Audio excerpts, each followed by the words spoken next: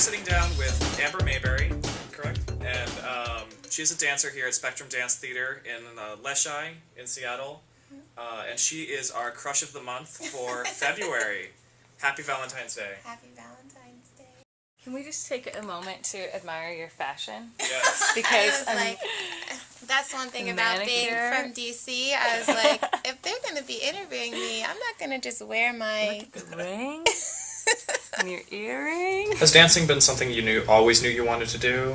How did you get started in it? I guess when I hear that question, ever since I knew there was something you were supposed to do, I knew that's what I wanted to do. And it really just started in my house. My mom loved music. She listened to a lot of music, and she danced around the house, and so I would dance around the house.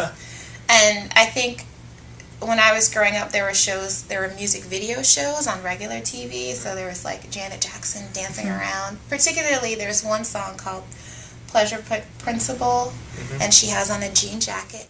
And the whole video, she was dancing in a studio.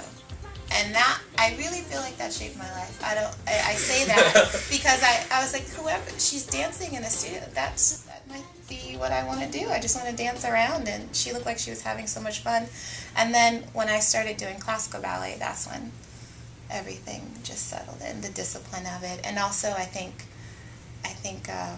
the glamour of who a ballerina is, who a woman who dances is, that's what was intriguing for me. It was like everyone is in their own world. Everyone has this rapport, everyone has this secret. Now I know what the secret is. They're all exhausted. But they carry themselves so well, and I wanted to be that lady, that woman.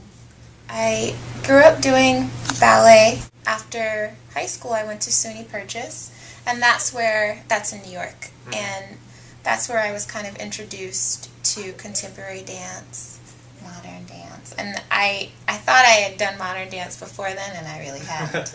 We were just doing ballet without shoes. And when you get to college, I think you learn that. You learn that there are actual techniques of modern dance, and it's the same seriousness. What is the mother of us all? The Mother of Us All is a PAMU piece, which is promoting awareness through mutual understanding. And I think this is the third year that Spectrum has done it. This is my second year, so.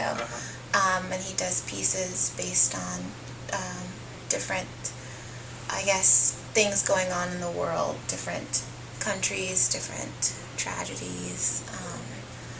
And this one is about Africa. Very cool. It's just, I think people have a certain way they think about Africa, and I think it's going to be completely different from that, which is something he's awesome at. And the jacket? Thank you. This is my Harry Potter. There's everything in contemporary dance. It's, if you go see a classical ballet, it's a tragedy, or someone's falling in love, or someone's falling out of love. And with contemporary dance, you have to come in and you have to interact with it. You have to be a part of it. I think also with ballet, with the people that are following ballet, it's because of the glamour of the ballet dancer. It's that whole she's ethereal. She's not like anyone else, and so that's why it draws. I think that's why it draws people. It's particularly girls, because you want to be that person. You want to be that woman. And I think that the contemporary dancer is the same thing. She's that woman, and now she has a little bit of other things going on too. She's that. She walks down the street and talks to people. She's not like floating, A contemporary dancer is technical too. She can do ballet. She can just take off her shoes and do something else. She can swing the pointe shoes around. That's great. So just to keep it open.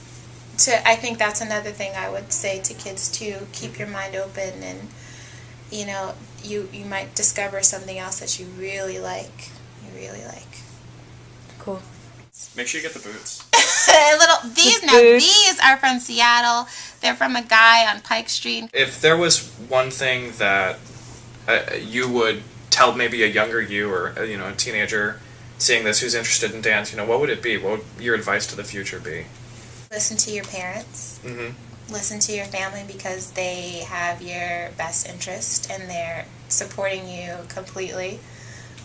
Even when you don't think they are, they have your best interest. That goes for the kids too.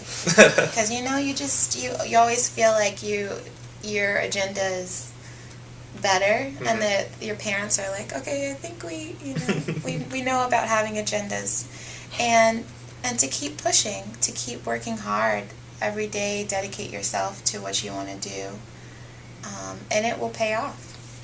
It will pay off.